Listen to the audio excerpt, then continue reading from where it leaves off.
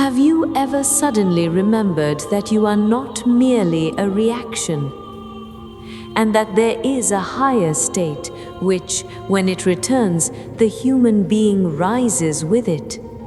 A human who shapes the pattern, not a pattern that shapes him. What you are living is not a fixed destiny, but a pattern repeating itself. And the widest gate of the unseen is the gate of coherence. And the miracle is not an event, the miracle is a level of attainment.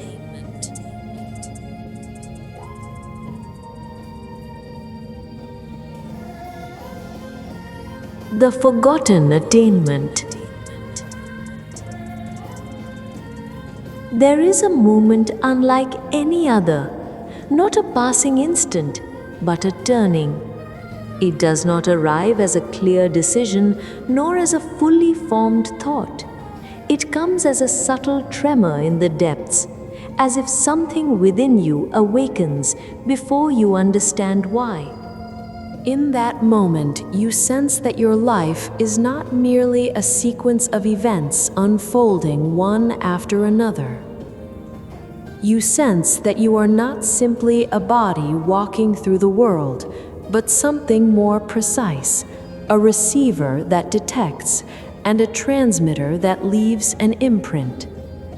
For many years, we were told that the human being is conscious matter, that consciousness is a small light inside the brain, observing what happens without truly altering it.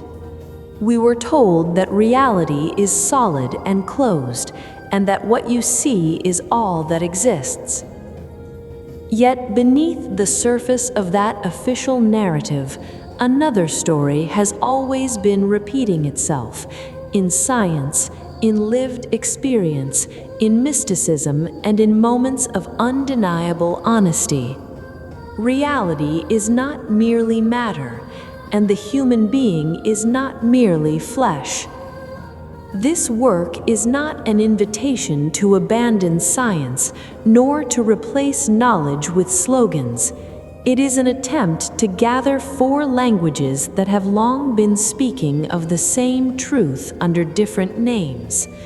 The language of physics when it says field, the language of biology when it says signal, the language of mysticism when it says presence, and the language of lived experience when it says synchronicity. The idea upon which everything here is built is simple, yet it unsettles the foundation. You live within a field, and your body is the instrument through which you engage with it. The nervous system is not merely wiring, it is a regulatory architecture. The heart is not merely a pump, it is a rhythm that organizes. And DNA is not merely a rigid code, but a response, keys that open and close according to signal. In the language of this journey, we will speak of it as an antenna of the soul, a subtle receiver attuned to a wider environment than we were taught to recognize. Not only food and air, but tension and safety, meaning and emotion, and a hidden memory that filters through distant origins, translated by the body into biology. When we speak of upgrade, we do not mean adding something external. We do not mean new powers descending from the sky. We mean the restoration of a function long neglected, that the human being can move from noise to coherence, from consumption to participation, from reaction to inner sovereignty. Here, the axis of this documentary becomes unmistakable. When a human being learns to regulate their relationship with the field, not through forceful control, but through coherence, a series of changes begins that may appear unusual to those who have never experienced them. The nervous system becomes more integrated, as though it has shifted from survival into perception. Human biology begins to reorganize, as if the cells are responding to a new signal. The body functions with less waste, greater clarity, and deeper stability. Intuition sharpens, not as superstition, but as refined sensitivity to subtle cues. Healing accelerates because resistance diminishes when the system settles. Synchronicities begin to appear as markers along the path, not as spiritual ornament, but as feedback. Then comes what some call the extraordinary. Abilities awaken, not because they are magical, but because they are human functions long dormant beneath layers of fear, noise, and adaptation. We are not asking you to believe everything from the beginning. This is not a book of forced persuasion, nor a sale of illusion. What we ask is simpler and more demanding at the same time. Observe. Notice how tension alters your perception. Notice how presence alters your choices. Notice how your inner state changes the way life responds to you. You will leave this journey with something that cannot simply be handed to you, a key to understanding what moves behind the curtain. You will learn to distinguish noise from signal. You will recalibrate your presence until your mind grows clearer, your heart steadier, and your nervous system more coherent. You will understand why patterns repeat in your life and how to decipher them rather than remain captive to them. You will begin to see reality from an angle that changes how you live within it. That what appears solid may be a response to a deeper pattern. That energy is not only around you, but moving through you. That consciousness is not a silent witness, but a subtle organizing factor. You will enter the language of the heart and the architecture of attention. You will read DNA as an antenna of the soul, translating signals into biology. And as we approach the boundaries of quantum probability, a window will open onto questions that unsettle easy certainty. What does it mean to observe? What does it mean to choose? What does it mean to be connected to a field wider than what you were taught? We will walk along the edges of phenomena that challenge conventional interpretation.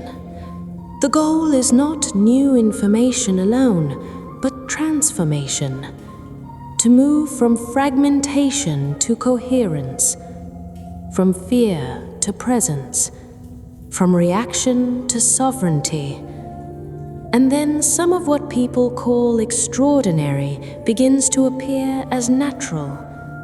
Sharper intuition, faster healing, more intelligent synchronicities, a smoother embodiment of intention. And all of it is only the beginning of something far greater. If you carry even a single willingness within you, this is the point of departure that may change everything and open before you a horizon beyond imagination.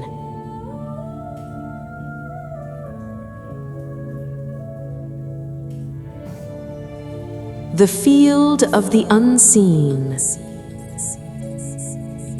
Before something appears, there is that which allows it to appear.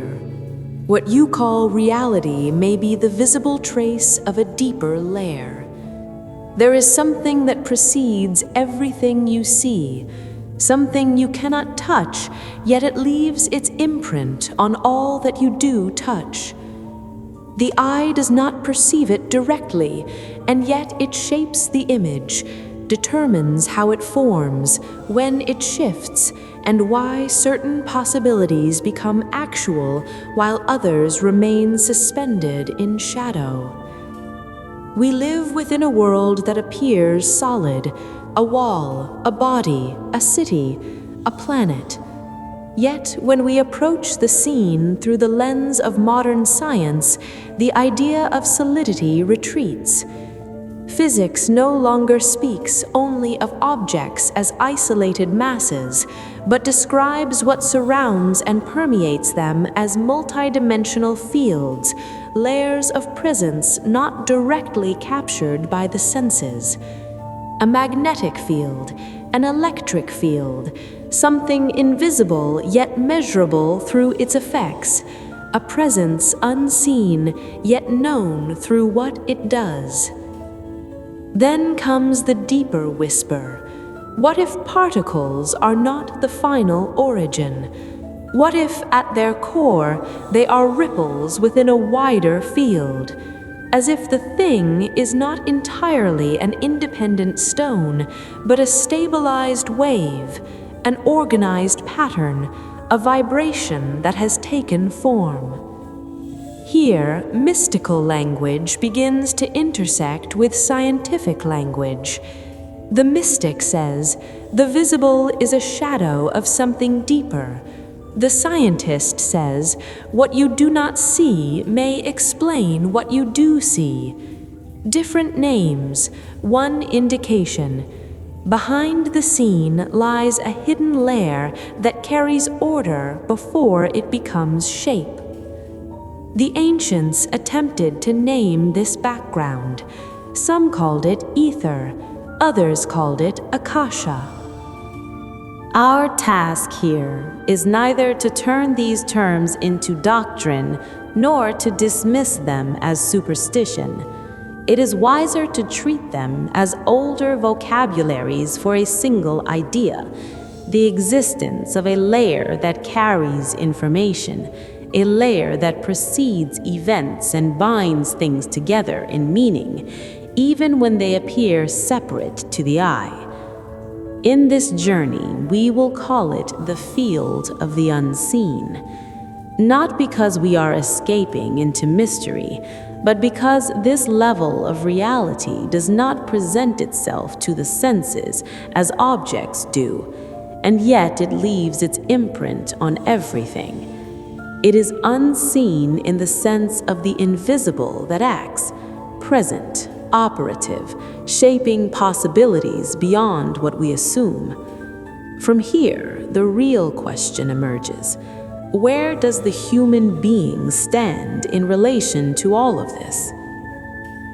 We were taught that consciousness is merely a witness, that what happens inside carries no weight outside, and that the external world moves according to indifferent laws that do not care what we feel.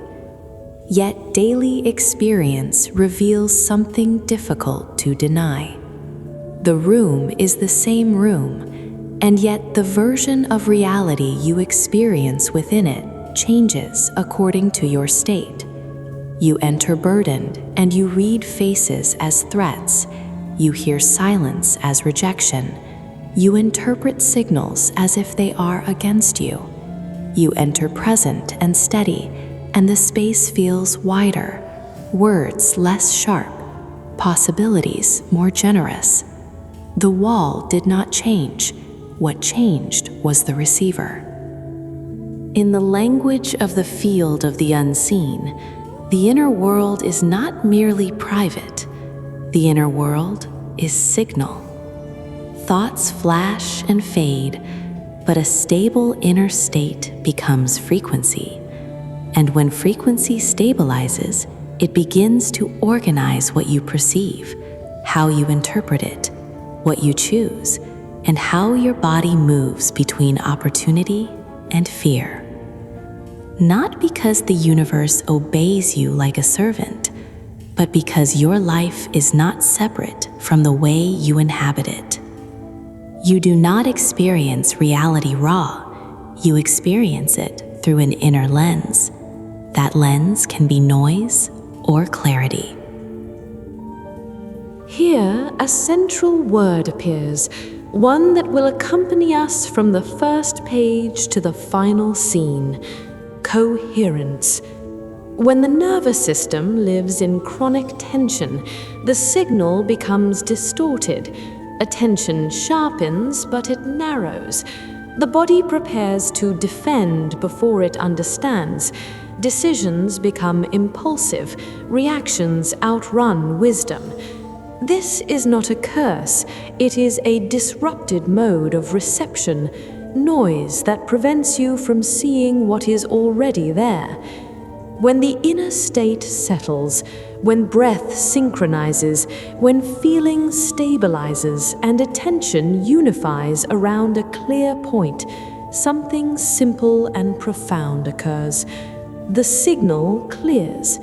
Clarity does not alter only your internal world.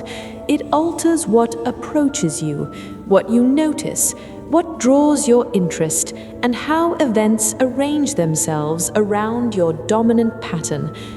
Here begin phenomena that people name in many ways: intuition, synchronicity, luck, signs. In this journey, we read them through one lens, the response of pattern. We can summarize the idea in a single line that does not ask you to believe, only to observe. The field of the unseen is information before it becomes form. What becomes form in your life is what finds its way through your signal into expression. If this is even partially true, then the matter does not remain a beautiful philosophy. It becomes training. Coherence is not an idea you admire. It is a state measured by its effects in your clarity, in your decisions, in your sleep, in your body's responses, and in the kinds of coincidences that begin to appear at the margins of your day. The question then becomes more serious than it first appears. Do we live within the field as victims of inherited signals, or as beings capable of cleaning the transmission? And can coherence descend to the level of the cells themselves, to the place we assumed was silent and neutral? If the field responds to patterns, then coherence is not spiritual luxury, it is reception architecture. Here we approach an idea that will become central later: the body as a tower, and within it a subtle antenna. This is not poetic exaggeration. It is what we will begin to see when we arrive at DNA and the mechanisms that regulate its expression. But before we reach that point, we must meet the man who took the idea of the field with unsettling seriousness and heard frequency as though it were the language of the cosmos. A man who was not merely building a tower in the earth, but hinting at a tower within the human being. A man who said the universe is not matter, but frequency. And he did not mean the universe alone, he meant you. There was a man who did not hear frequency as an abstraction, but as a map. In scattered papers across laboratories and forgotten archives, he left traces that resemble not inventions, but messages. Messages suggesting that the human being is not merely a body living in the world, but an instrument capable of connecting with it and beyond it. In the next chapter, we will open a file that returns us to the early 20th century, a file about a tower whose aim was not only the transmission of energy, but the revelation of reception itself in the human being. A file about a man who saw the human being as a tower designed with extraordinary precision.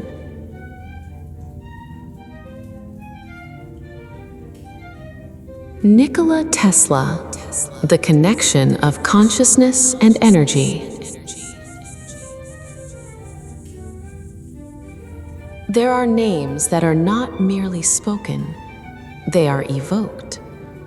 They do not live in history alone, but in a layer deeper than history. And when we say Tesla, we are not speaking of an inventor only. We are speaking of a man who saw the world as vibration, and the human being as an instrument of reading within that vibration. He believed the universe is not a mute mass, but a language made of energy, deciphered by frequency, and written in vibration. What many did not grasp is that this was not a description of stars and wires alone. It was a description of what is happening inside you. If you were to contemplate the body the way Tesla contemplated things, you would see what he saw.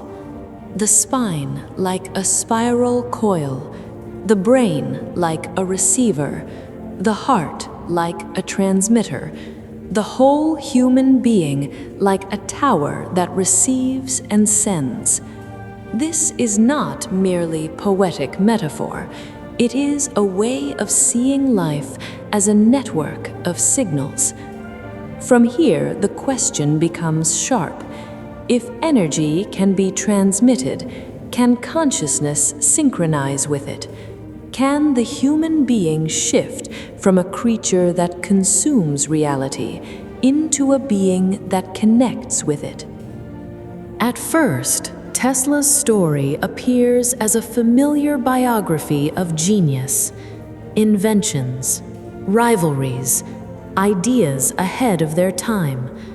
But when you view it through the lens of the field of the unseen, the story changes. Tesla was not searching only for a stronger current. He was searching for a deeper principle. How does influence travel through space? And if space is not truly empty, but a medium that carries information, what prevents human life itself from being part of that system?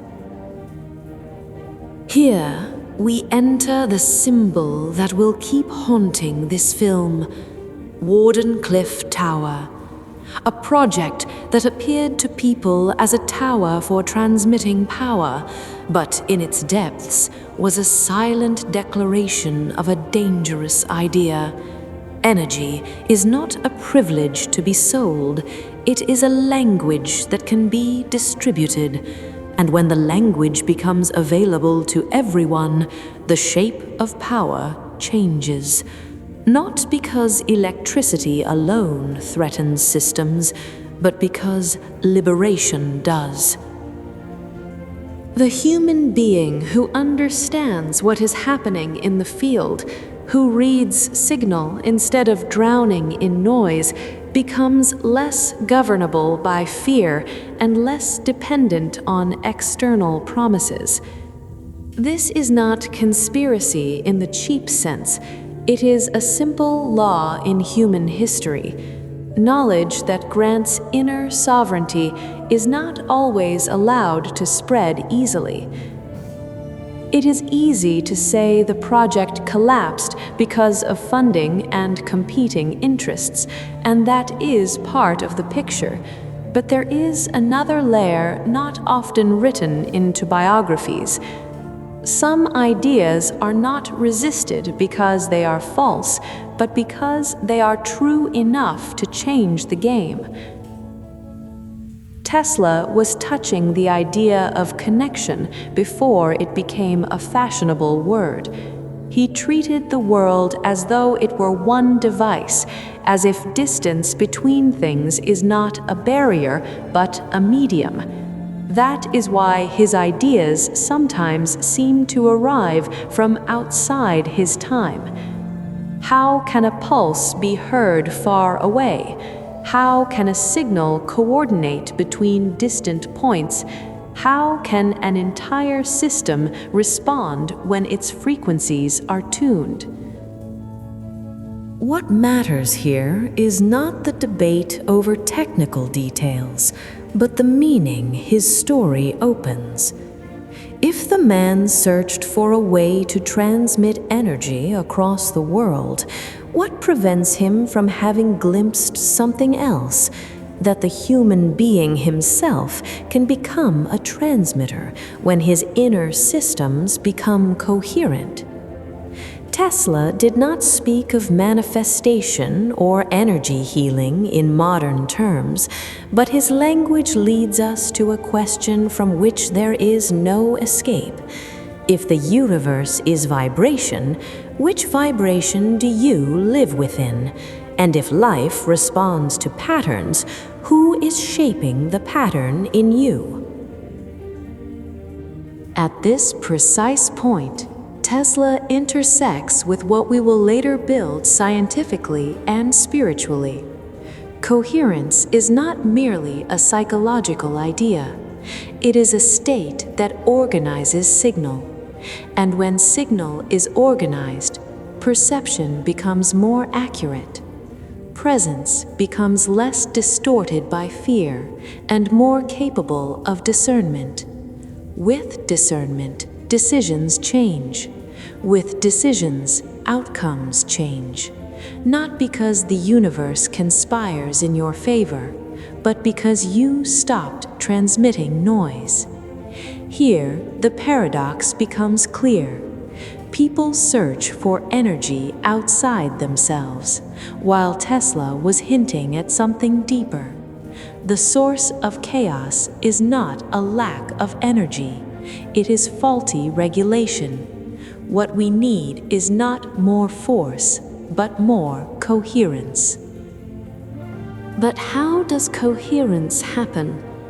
How can a nervous system torn between survival, anxiety, and memory become a clean instrument of reception? How does the inner world shift from a room of noise into a clear architecture? Here we move the camera from the outer tower to the inner tower.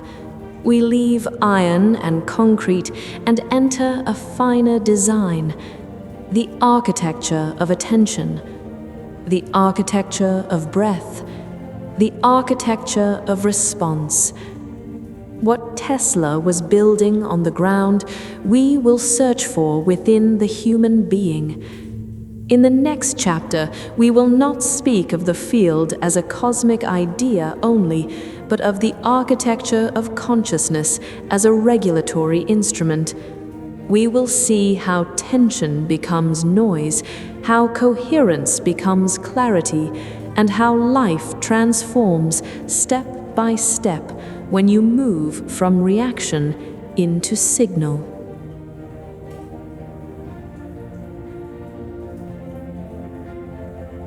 The engineering of frequency, the architecture of consciousness. We do not live only inside our bodies. We live inside their rhythm, inside the way the system breathes, inside the way it contracts and releases, inside the way it receives the world, and then translates it into meaning. After the field and after Tesla, we arrive at the place that concerns you directly, not because the universe has come closer, but because you have come closer to yourself. You may live in the same city, in the same house, among the same people, and yet life shifts before you according to one thing: inner regulation. In the language of this journey, there is a difference between being present and being in survival mode. In survival mode, you do not see reality, you see threats. You do not hear words, you hear the fear behind them. You do not receive signals, you receive noise. Here we enter a simple but decisive idea. The nervous system is not merely wiring that transfers information. It is the engineer of rhythm. It determines the speed of the frequency you inhabit, and therefore it determines the kind of reality you perceive.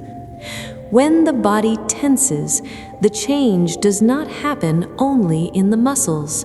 It happens in attention. It happens in memory. It happens in expectation. The body declares an emergency. Consciousness begins to behave as though it were inside a war that never ends. In that state, you do not choose clearly. You react. You defend, you avoid, you harden, and you believe this is who you are. But something else is happening beneath the surface.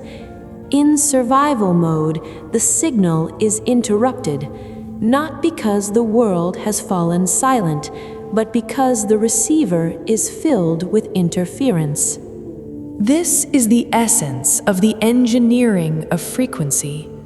What you call mood is configuration. What you call anxiety is calibration. What you package into your day is not merely habit, it is an operating system. When breath is fast and shallow, everything shifts. Vision narrows, judgment accelerates, patience diminishes, details become threats. The future becomes a screen for imagined scenarios. When breath settles, the opposite unfolds, not because problems disappear, but because the architecture changes. Consciousness is no longer trapped inside reaction. It becomes capable of reading. Here we must understand something precisely. Clarity is not merely a mental concept. Clarity is the result of coherence. Coherence between breath, feeling, and attention. Coherence that allows the nervous system to stop broadcasting alarm and begin broadcasting presence. Here, the word frequency becomes clear in the way we mean it. Not merely electrical frequency measured at a laboratory, but a lived frequency within you. The speed of response, the degree of contraction, the depth of breath, the tone of thought. All of these are components of the same inner field. When this field is disturbed, your life becomes a chain of reactions. You decide while confused. You love while afraid. You work while depleted. And then you wonder why the outcomes do not change. But when coherence begins, the engineering begins. It begins with the simplest recalibration: breath. Breath is not merely air, it is a signal, energy, and life at once. When you slow your exhale, you are not merely relaxing, you are telling the nervous system that there is no danger now. When the body believes you, noise diminishes. When noise diminishes, signal can be heard. With signal, small phenomena begin to appear. You notice what you once overlooked. You catch the moment before it breaks you. You listen to yourself before obeying fear. You see a path that was there all along when you could not see it. This is the beginning of the architecture of consciousness, not an abstract structure, not beautiful words, but an inner engineering visible in the details of life. What strengthens coherence? What opens the gateway further? There is a center within the human being that does not function merely as a pump. It functions as a rhythmic conductor, like a maestro coordinating an orchestra. In the next chapter, we will approach the domain of the heart. We will see how a single rhythm can coordinate brain and body, and how signal becomes deeper, clearer, stronger.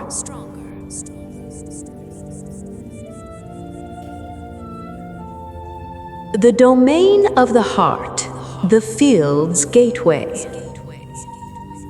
The heart is not a detail within the body. The heart is the domain. It is the door through which signal enters your life, and through which you enter deeper layers of existence.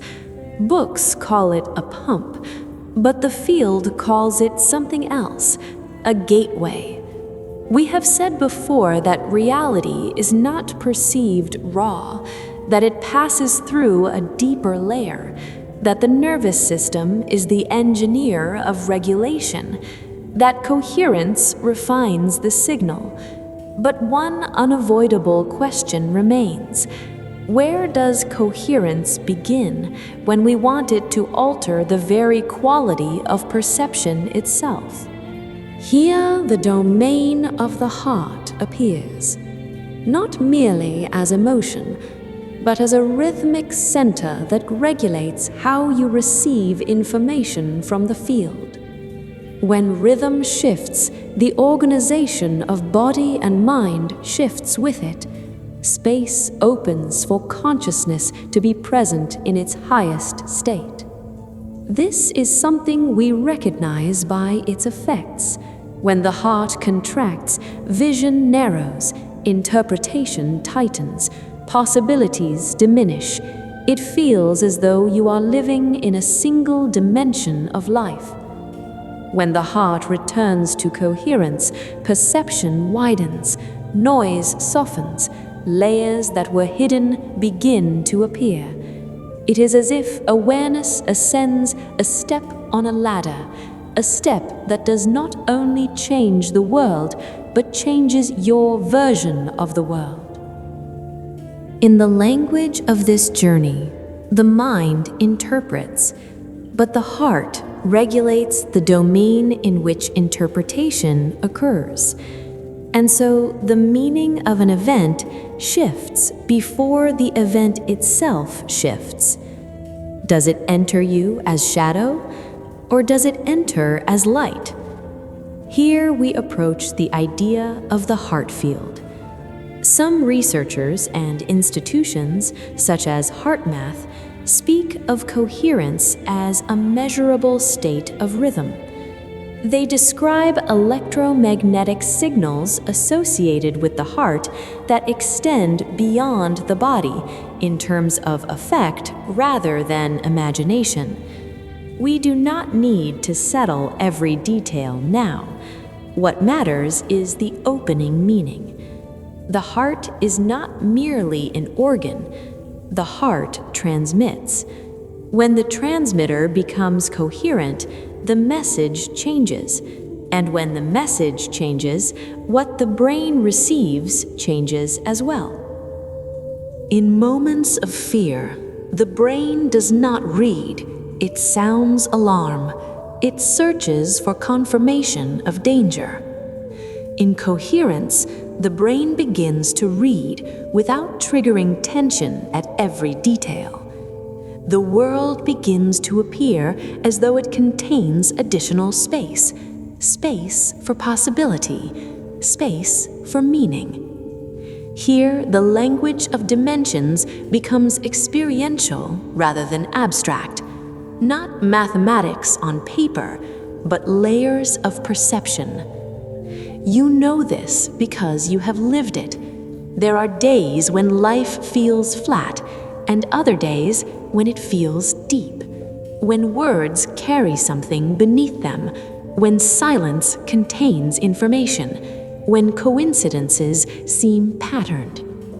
This is why the domain of the heart becomes decisive. You do not live by thoughts alone, you live by rhythm. When rhythm is disturbed, it becomes noise.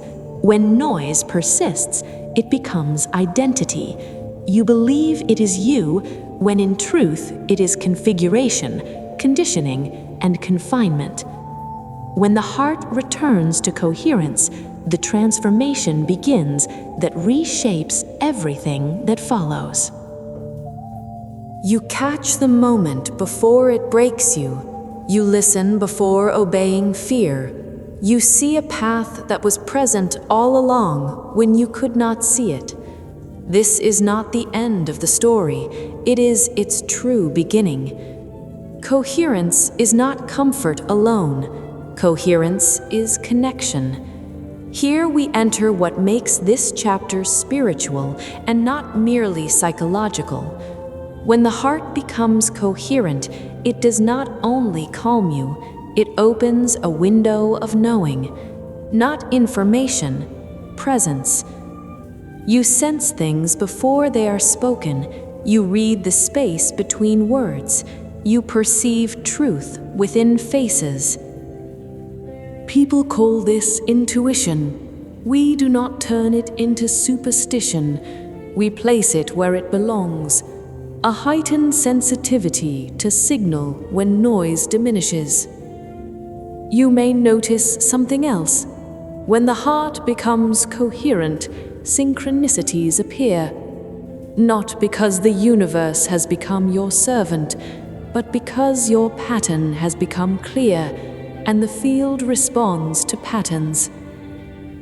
Some research points to possible correlations between this rhythm and the Earth's own rhythms.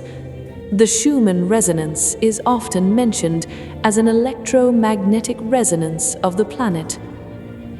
The suggestion is simple.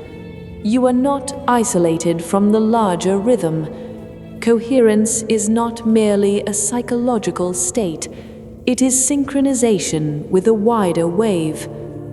This is why we say the heart is a gateway to higher perception, a gateway to deeper meaning, a gateway to layers of self that do not appear in noise. If you wish to test this chapter rather than merely hear it, the beginning is not a complex ritual. It is a simple change in rhythm. An exhale longer than the inhale, 3 times. Then a sincere moment of gratitude for one thing. Not because gratitude is magic, but because it shifts the domain. When the domain shifts, the message shifts. And when the message shifts, what your body receives from the field shifts with it. Consciousness becomes present in its highest state. Only now does the next question become legitimate. If the heart is the gateway of signal, where does that signal go next? Where is it translated? Where is it stored? Here, the heart intersects with what we will later approach in the chapter on quantum theory. David Bohm spoke of an implicate order beneath the visible, a language suggesting that things are not as separate as they appear, that behind the scene there is a hidden organization. We do not use Bohm as a final authority. We use him as a bridge between physics and intuition, between field and feeling. This is why we say the heart is the gateway of the field. The field is not an external concept. It is a mode of connection, and the heart is the point of contact that alters the quality of that connection. Then a deeper layer appears, the electrical body. Robert Becker, in The Body Electric, spoke of life's electricity as part of healing and regulation. Harold Saxton Burr spoke of life fields, suggesting that an organism is not chemistry alone. Even if language differs, the meaning converges. There is a hidden structure that organizes from within, before imbalance surfaces as symptoms. What we do not see may be what determines what we eventually see. In what follows, we will approach the greater translation, how signal descends from the field into the cell and appears as life. When consciousness connects with the hidden architecture of the system, reality becomes a living fabric that can be influenced by fine threads of connection.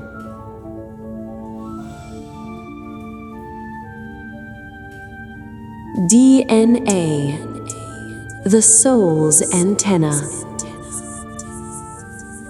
An idea has settled into our minds until it became unquestioned. DNA is a closed book, a fixed code, an unyielding destiny. But what if it was never a closed book? What if it were a keyboard, keys that light up and dim according to signal? In a place the eye cannot see, life begins to write, not with ink, but with signal.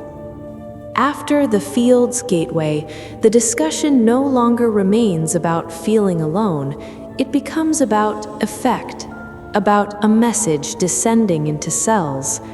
What we call the body is nothing but a slow translation of something that precedes it, a greater translation moving from field to cell, appearing as life. Here we open one of the most consequential files in this journey, the file of the code we once believed was fate. Here begins the great translation we promised, how signal descends from the field into the cell and appears as life. Modern science has given a name to this doorway: epigenetics. It does not say genes are an illusion. It says genes are regulated. And what we call environment does not stop at food and air. Environment extends inward to tension and safety, to the rhythm in which the body lives, to the domain through which the heart reads the world. Here the statement becomes sharper. DNA does not operate in isolation. It listens, it receives, it translates. Rachel Yehuda studied the transmission of trauma across generations and revealed how severe experiences can leave biological marks that extend to offspring. Michael Meany and Moshe Sif conducted influential research on maternal care and stress, demonstrating how gene expression shifts according to nurturing or deprivation. Elizabeth Blackburn and Elissa Epper explored how stress affects telomeres, suggesting that tension does not exhaust you psychologically alone. It writes itself into cellular time. These are not spiritual stories. They are signals from science. The body records. But in this journey, we do not stop at science alone. The deeper question is what this means in the language of the field. If signal can alter reading, can it also alter writing? Here the meaning we have been carrying since the beginning becomes explicit. DNA is a subtle antenna. It functions as both transmitter and receiver, a receiver that detects signal. But the signal here is deeper than a passing wave. It is information residing in the field of the unseen. Some interpretations of the DNA antenna hypothesis suggest that its helical structure and fractal organization may allow interaction with electromagnetic signals. And the electromagnetic, at its foundation, is a quantum field. When we enter the realm of quantum fields, phenomena appear that classical intuition struggles to contain. Entanglement suggests correlations that exceed distance as we normally understand it. From this perspective, the field of the unseen becomes our name for a broader layer of information, a field not bound to time as we experience it, a field not confined to space as we perceive it, a field where threads intertwine across generations, distances, and moments. From there, reception begins in its deepest form. Another scientific voice intersects here. Candace Pert spoke of molecules of emotion, describing how feelings become chemical messages in the body. Emotion is not merely a thought in the head, it is communication delivered to cells. Here, scientific description meets spiritual interpretation. The central question emerges. If emotion is a message, what happens when we change the message? In chronic tension, distortion does not remain in the brain alone. It descends into cells, into immunity, into sleep, into hormones, into regulatory switches we cannot see. When coherence returns, the opposite unfolds. Not because life becomes easier, but because the signal becomes clear. Now we understand why the heart was called the field's gateway. When rhythm shifts, it is not only feeling that changes. What the body receives from its environment changes. What the body sends to itself changes. Epigenetics, in its own language, echoes what we have been saying. Destiny is not a single line. Destiny is pattern, and pattern can change. Here the forbidden question appears. If genes switch on and off, can intention enter the equation? Strict science will say intention is too broad a word. But when translated into components, something measurable emerges. Breath, emotion, attention, behavior, sleep, nutrition, environment. Dean Ornish presented models showing that lifestyle shifts can influence gene expression. Change is not mythology. The body responds when the environment shifts. We add another layer. The layer of the field, the layer of frequency, the layer of signal unseen. The antenna does not create the wave. It receives when tuned. When a human being becomes coherent, he begins to receive a deeper version of reality. The body reads a broader environment. DNA responds to the message. And so we return to the question that does not disappear.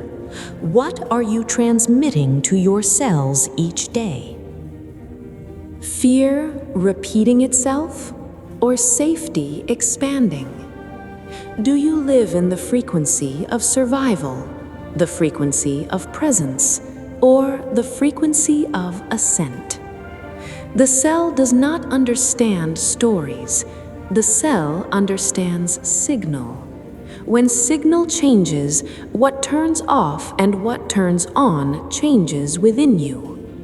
In the coming chapters, we will approach inherited trauma as transmitted frequency.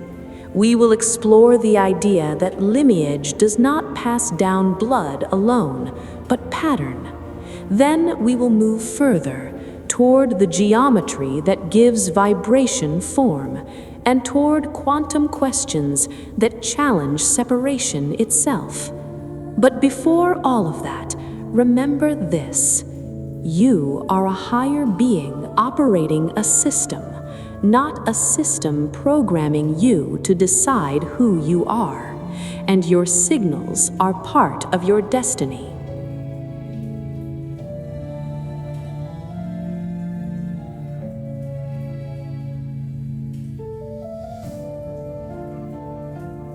The Ancestral Code, the Cellular Matrix. There is something they do not tell you when they speak of inheritance. It does not transmit form alone. It transmits signal. Genes do not carry only your features. They carry the survival strategies learned by those who came before you. After seeing how signal descends into the cell, a more difficult question emerges. If the cell writes, who wrote the first line?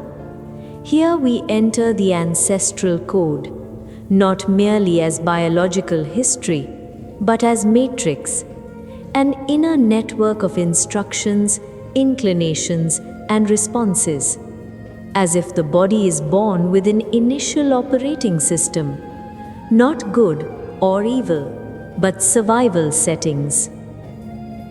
The genetic code does not function as silent letters.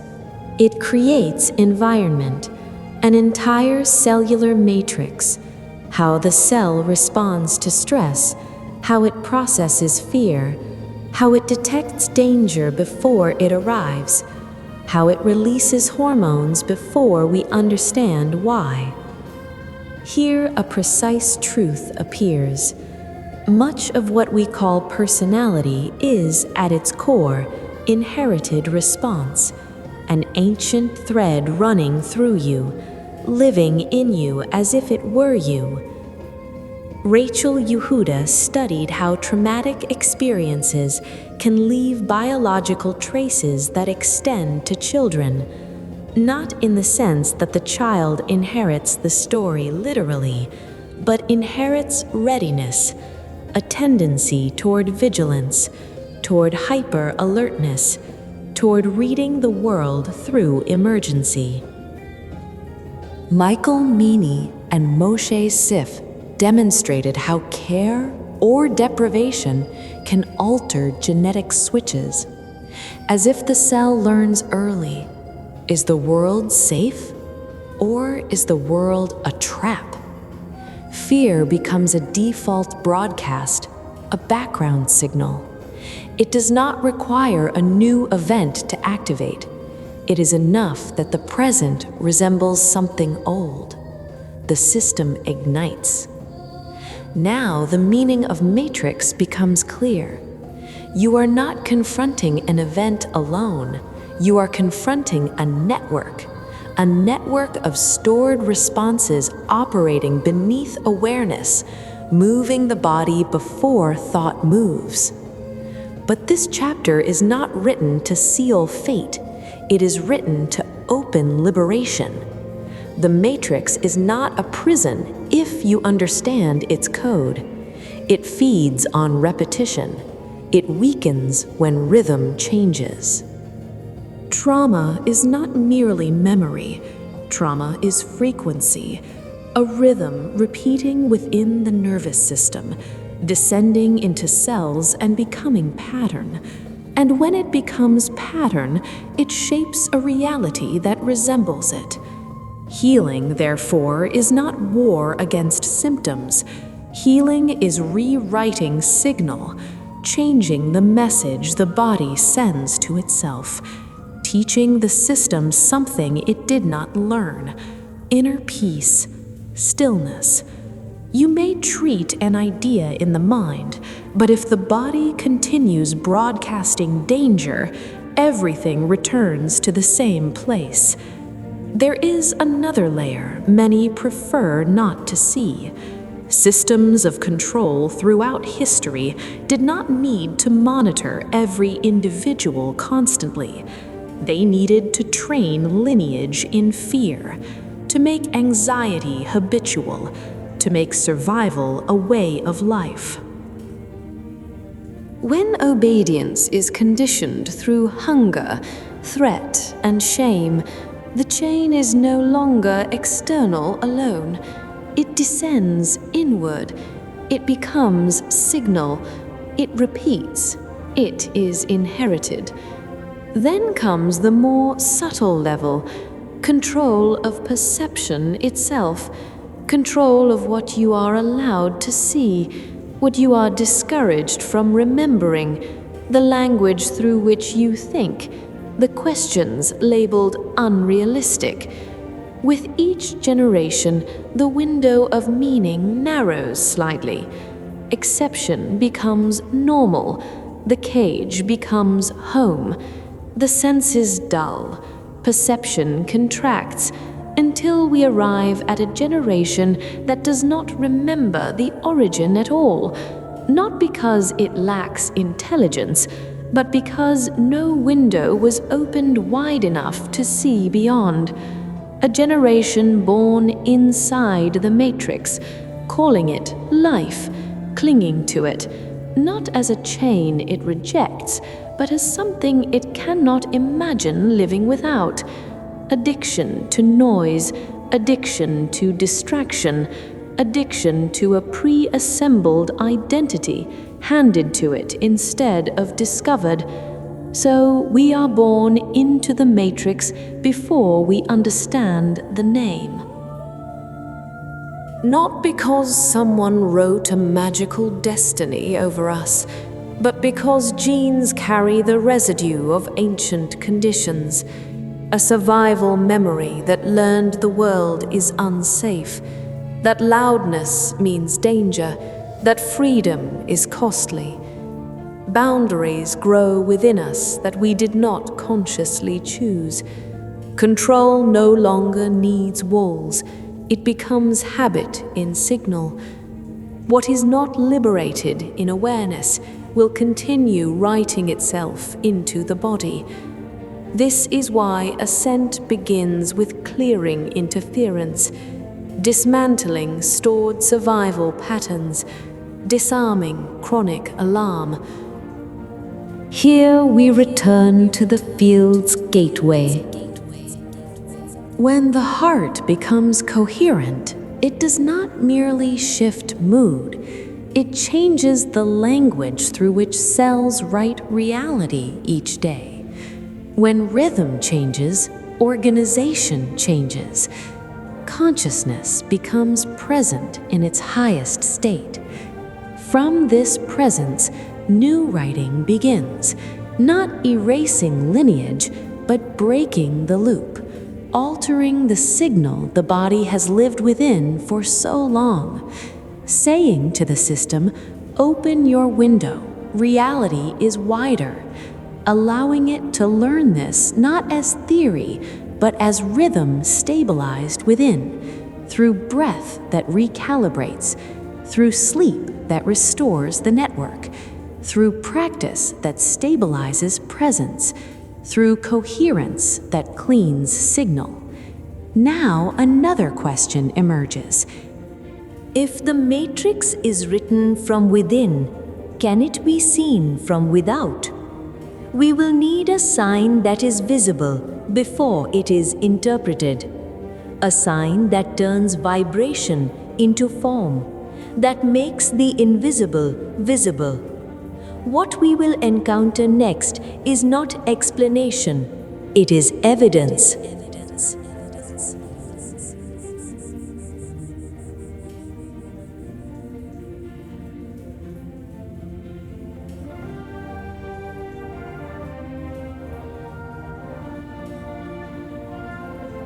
Frequency is the soul of form. If we want to see the field instead of merely imagining it, we need evidence, something that steps beyond interpretation and appears to the eye. Here begins a language that requires little translation, the language of form. There is an experiment simple in appearance, yet immense in implication. Place grains of sand upon a metal plate. Set the plate into vibration, then observe. The sand does not remain random. It moves, it gathers, it draws geometry. This is what Ernst Chladni demonstrated in the 18th century. Later, Hans Jenny repeated the phenomenon using different mediums: water, powders, waves. The result remained the same. Look closely at the scene. At first, the sand appears chaotic. Then a tone enters. The particles shift as if remembering an ancient law. They withdraw from disturbance. They gather where rhythm stabilizes. Vibration does not merely move matter, it instructs it where to settle. This is the lesson of the entire chapter. Form is not the beginning, form is result. Form is the echo of deeper layers.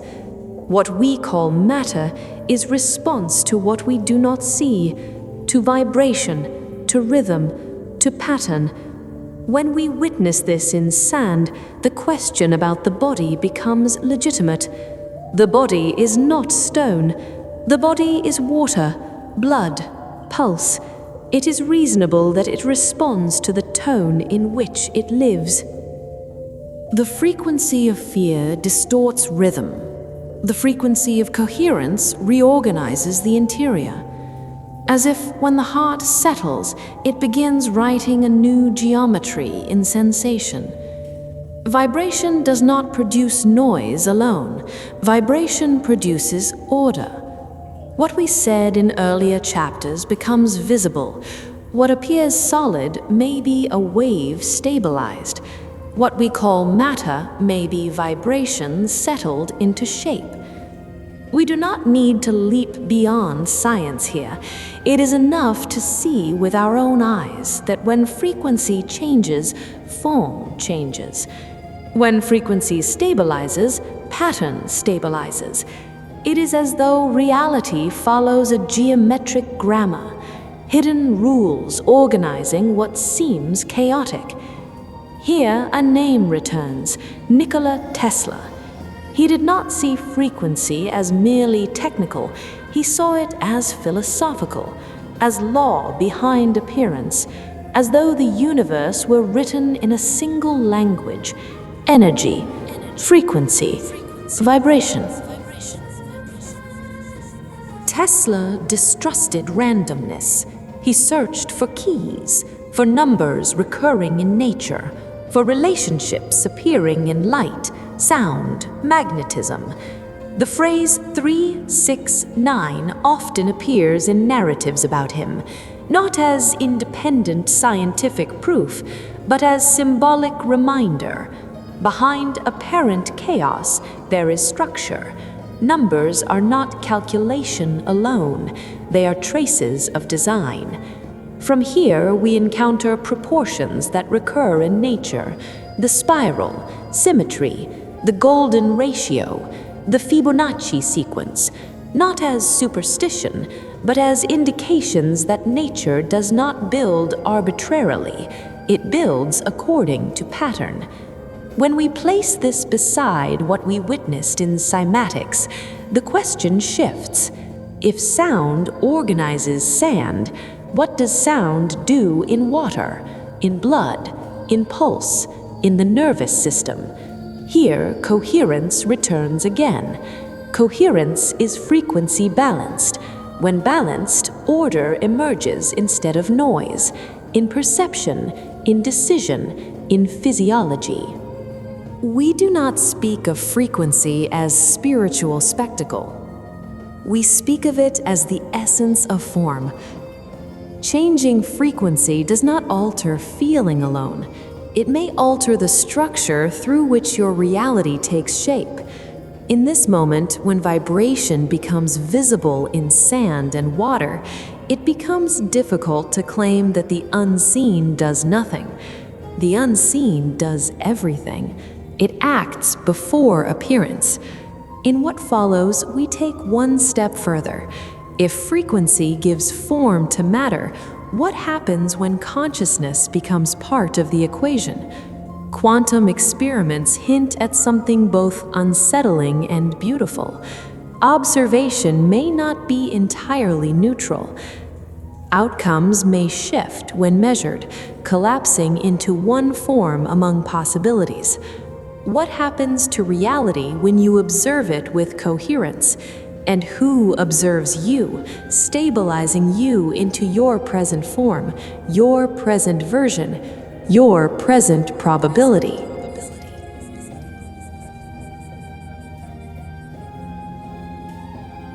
Quantum mysticism, the eye of reality. There was a moment in history that made no noise in the streets, yet fractured certainty within the human mind. A moment that whispered something unsettling. Reality is not as it appears, not because we fail to see clearly, but because seeing itself may be part of the equation. For a long time, we lived inside a comfortable story. There is a world outside us, complete and solid, moving according to laws indifferent to our presence. And consciousness? A small witness sitting in the back seat, observing but not effecting. But when science descended into the atom, reaching its deepest layers, certainty began to hesitate. Not because physicists became poets, but because experiments revealed something that could not be ignored. Here begins the experiment that shook the image of reality.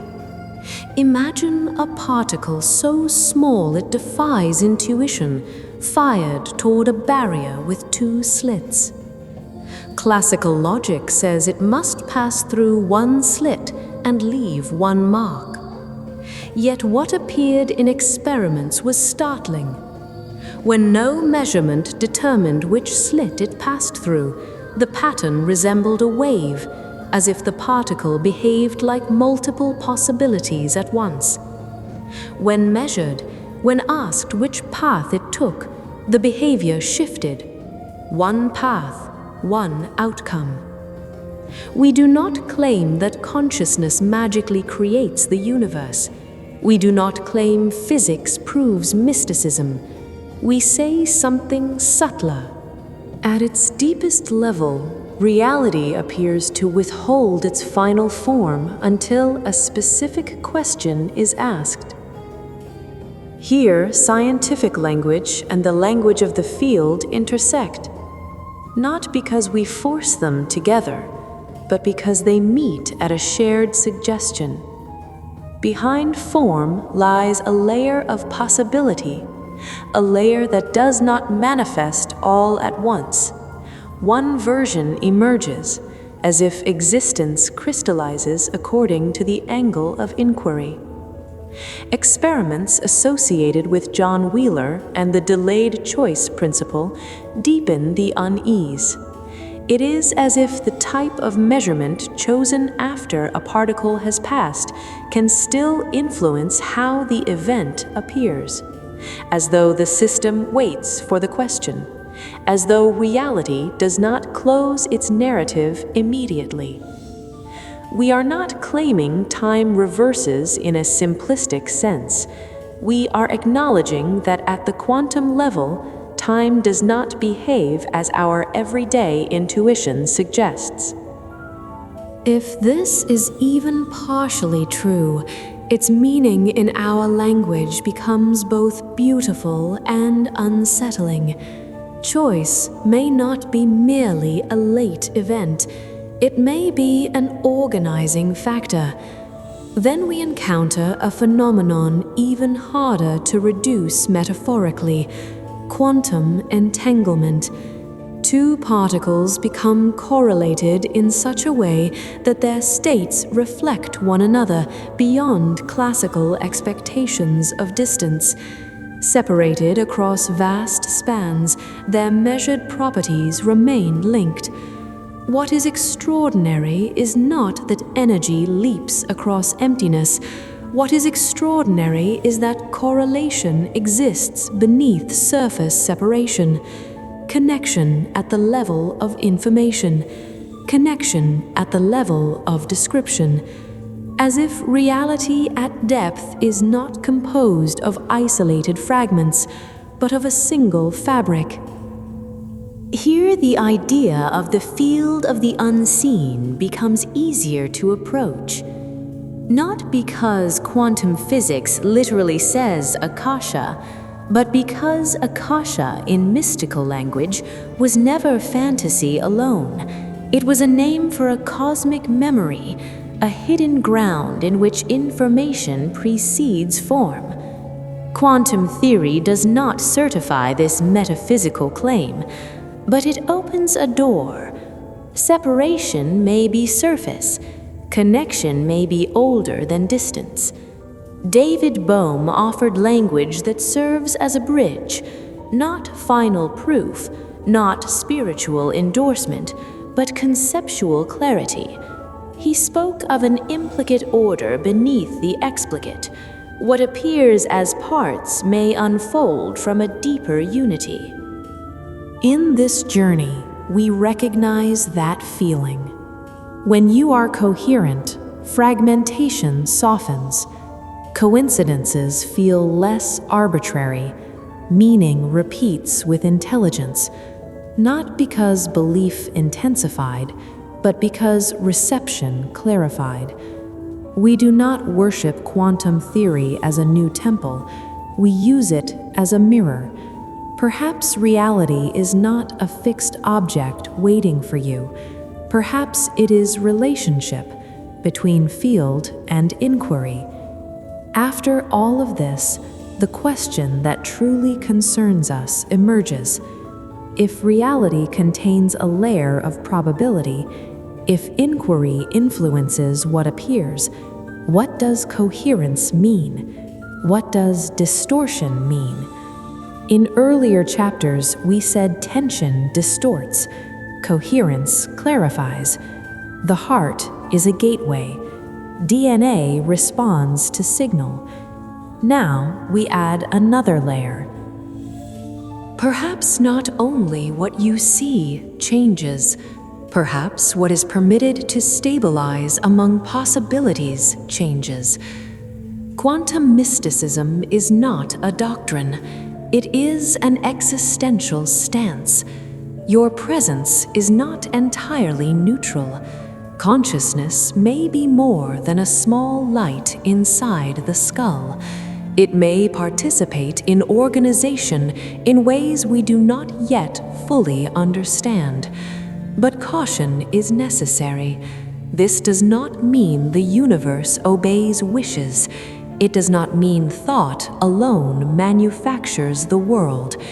That simplification is comfortable, but it is shallow. The deeper meaning is this: the quality of your presence alters the quality of your relationship with reality. And relationship is what allows one version of life to emerge from the field. Because this threshold is delicate, we walk it carefully. We do not turn quantum theory into religion. We do not use it to justify fantasy. We take from it what belongs in a documentary. Easy certainty belongs to no one. Reality may be wider than the official story. From here, we approach a new frontier, the edge of probability.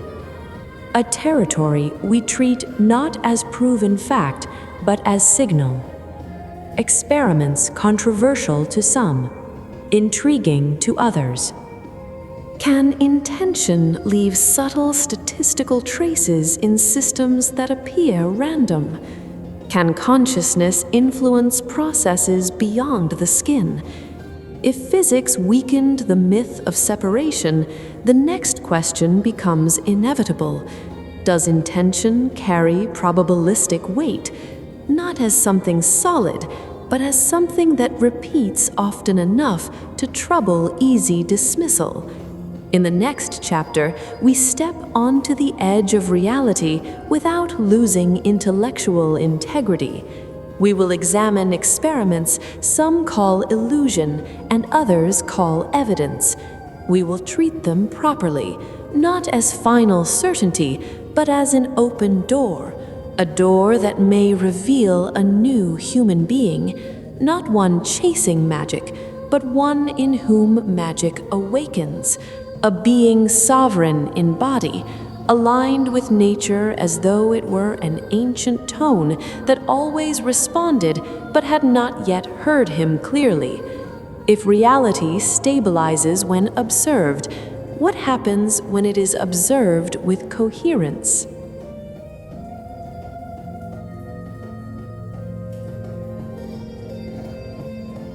The edge of reality, the door of possibility. There is a territory the comfortable mind does not enjoy. It offers no definitive yes, no final no. It says perhaps, and leaves you with the residue of the question.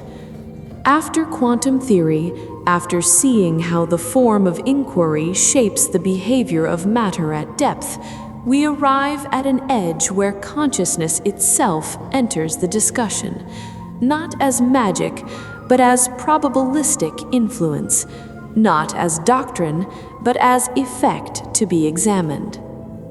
Let us establish the ground rule from the beginning. We will not treat these phenomena as belief.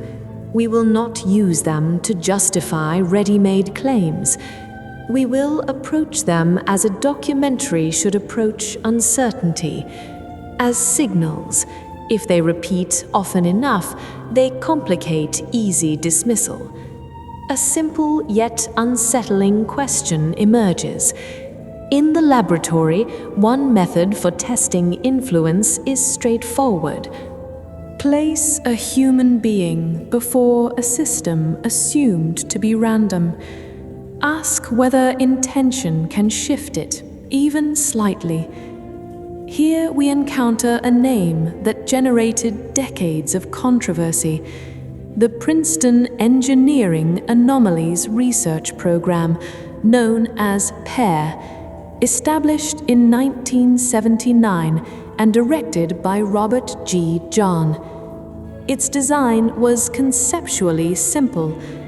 Participants interacted with devices designed to generate random sequences, often random event generators. They were asked to focus intention, shift intention upward, shift it downward, or maintain baseline, not once, but across millions of trials, because the researchers were not looking for dramatic miracles. They were looking for small statistical deviations repeating consistently. According to reports from the team, slight deviations from chance appeared, small, insufficient to end debate, sufficient to begin questions.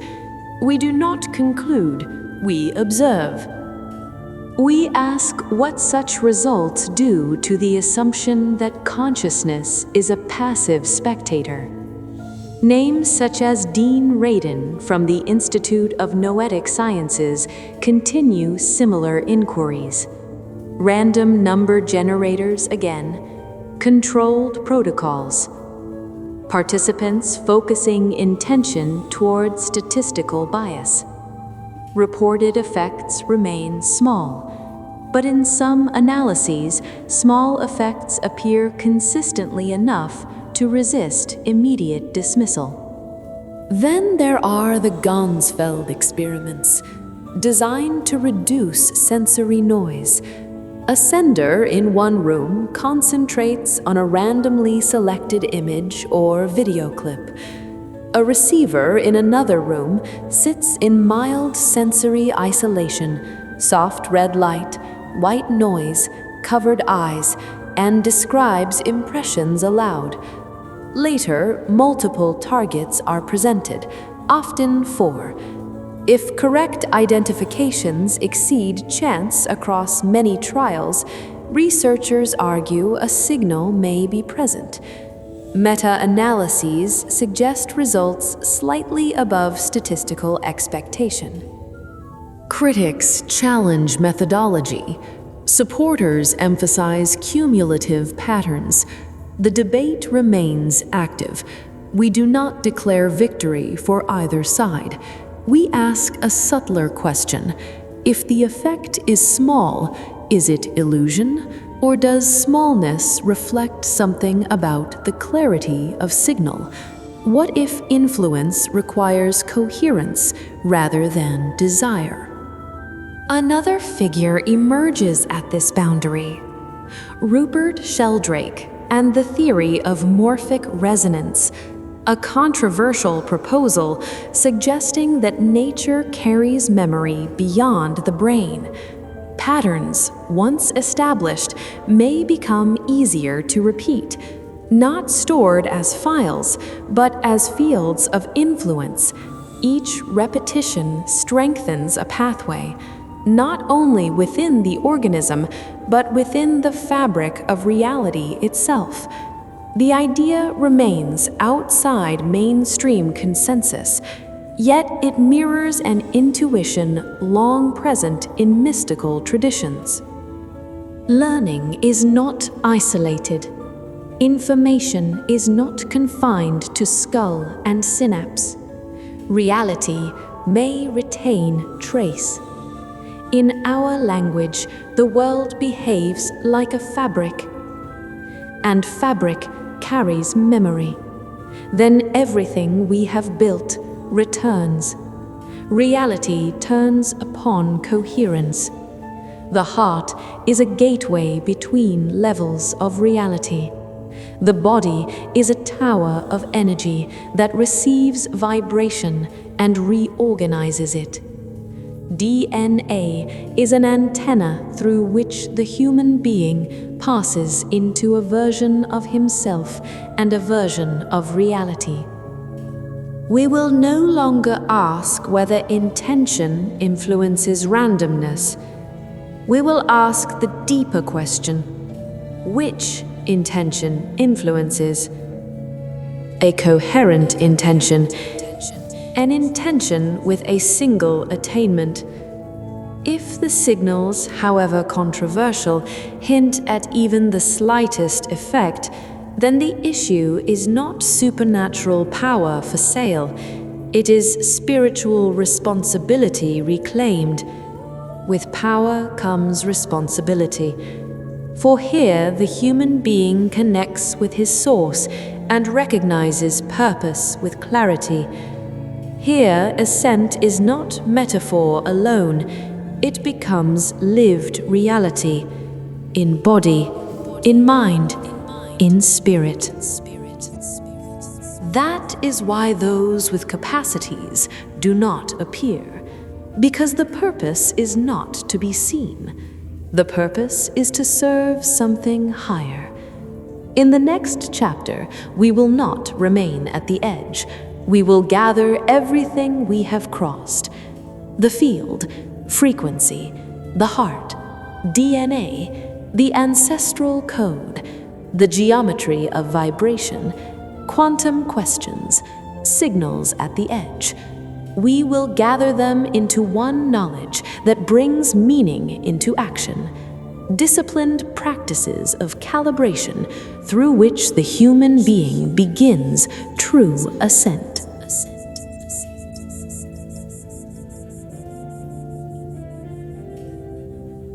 The higher attainment, the call to ascend. There comes a moment when knowledge is no longer an idea, it becomes reality. What you heard at the edge of reality is no longer a question in the mind alone. It becomes a call in the body, a call that says, if there is an effect, there must be a key. And if the key is coherence, then it must be tested, not merely explained. We no longer chase evidence as if asking permission to believe. We begin from the place we agreed upon from the start. The field does not respond to words, it responds to signal. And signal does not become clear through desire alone, but through unity of pattern. When intention, emotion, and behavior align, something in reality softens. not as a magical submission, but as precise response to a message that has become coherent. The reference placed before us moves toward this point without hesitation. The human being is not a passive receiver. The human being is a conscious tower. When his vibration becomes coherent, he can alter the course of what he lives. We do not turn this into marketing. We do not turn it into a promise for sale. We bring the idea into practice and allow the effect to speak. This is why we call this chapter the higher attainment. Not a higher mood, a higher mode of operation, a shift from random broadcast to intentional transmission, from internal contradiction to unified coherence, from reaction to sovereignty. To reach this, we need tools that do not decorate life, but recalibrate the receiver. Tools that do not work separately, but as one architecture of regulation. Listening to silence, conscious breathing, meditation, emotional coherence, unifying lifestyle. Silence is not virtue. Silence is technique. Silence purifies the line. The greatest interference is not what the world says. The greatest interference is what repeats inside you unnoticed and what you call me. Reduce the noise and the message finds space. When you sit for 1 minute without working on anything, you are not wasting time. You are opening space for what has been ruling you in secret. Sit. Do not demand immediate calm. Demand honesty. Notice how the mind rushes to fill the gap. Notice which thought returns as an old broadcast that refuses to fade. Notice which fear shifts the tone of your body without permission. Let it pass. When you observe without obedience, separation begins between you and the noise. If silence exposes noise, breath carries the key to quiet it. Breath restores the nervous system to coherence, not because breath is magic, but because magic begins with breath. The body understands it as direct signal. When the exhale lengthens, the system hears one message: there is no danger now. When alarm softens, hostile reading of the world softens. Reality reveals a wider layer. 3 honest cycles are enough: a calm inhale, a longer exhale, a small stillness. Repeat. Observe the space growing between you and reaction. That space is sovereignty, the first sign of neural coherence emerging quietly. Then one question remains. Who chooses the direction of perception? Meditation begins with directing attention. At the edge of reality, we said, the question changes what appears. The question is not words, the question is direction of attention. Meditation trains you to choose direction before noise chooses for you, to see the thought before it becomes fate, to catch the moment before it becomes habit, to shape the pattern before the pattern shapes you. Sit. Place attention on one point: breath, heartbeat, the space of the chest.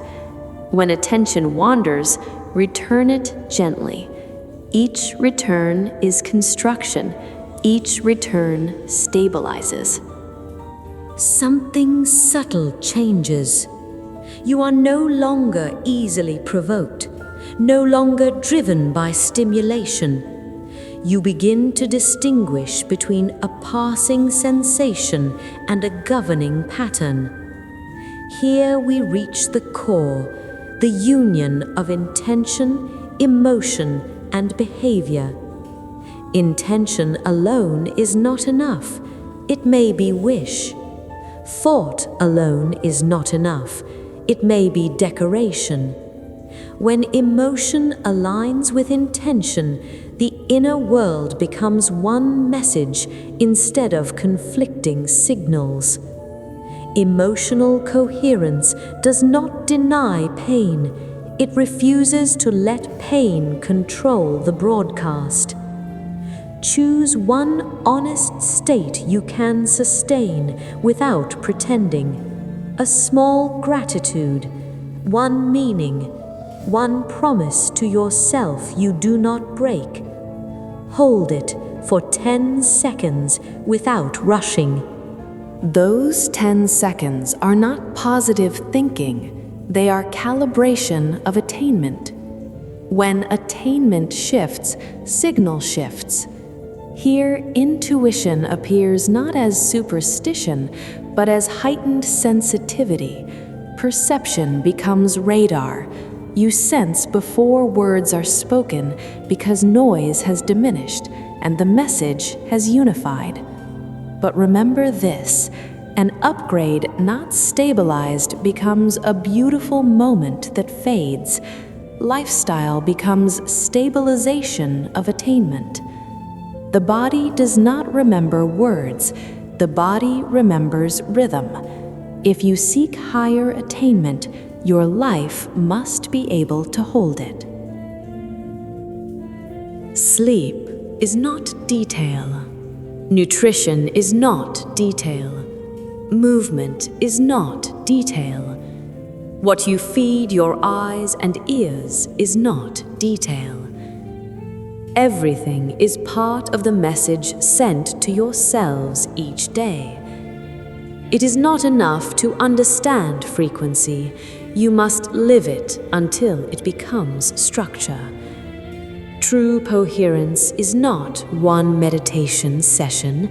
It is new pattern. And here we arrive at the outcomes that define this journey, not as prizes, as consequences of stabilized pattern.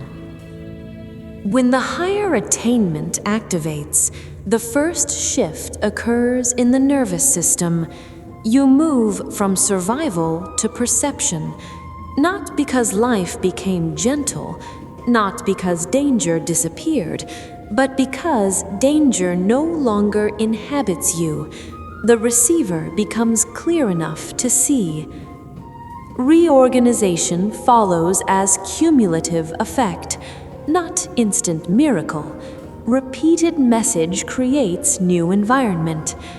You feel like a higher frequency generator, not electrical myth.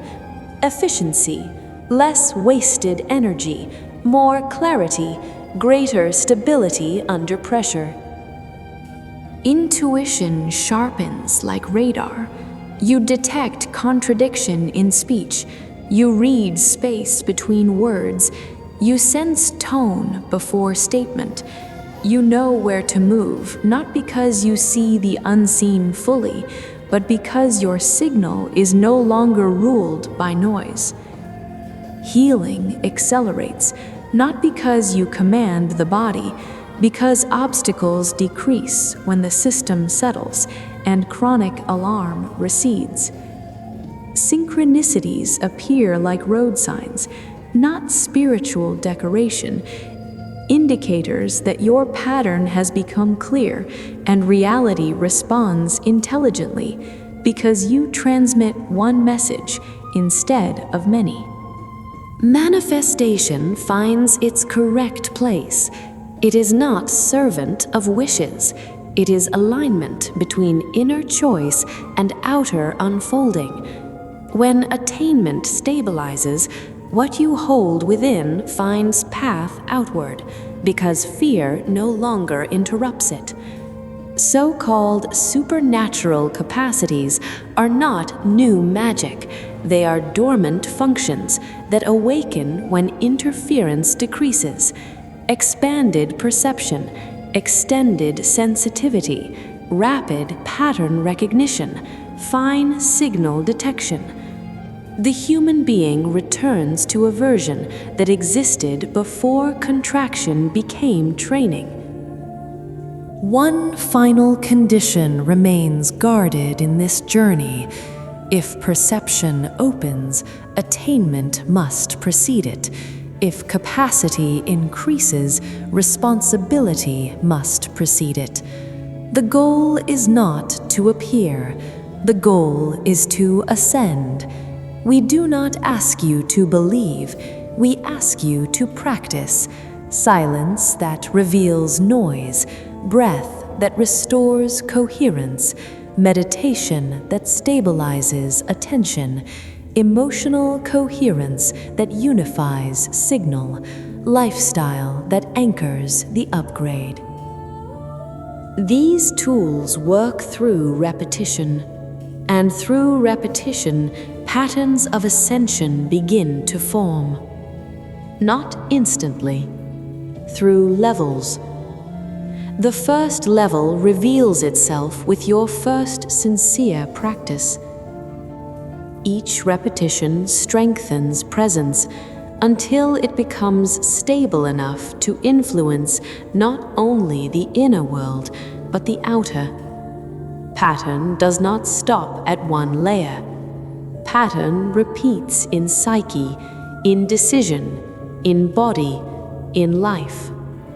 If what we have just spoken of, these capacities, is only the beginning, then how far could you reach as the pattern begins to condense?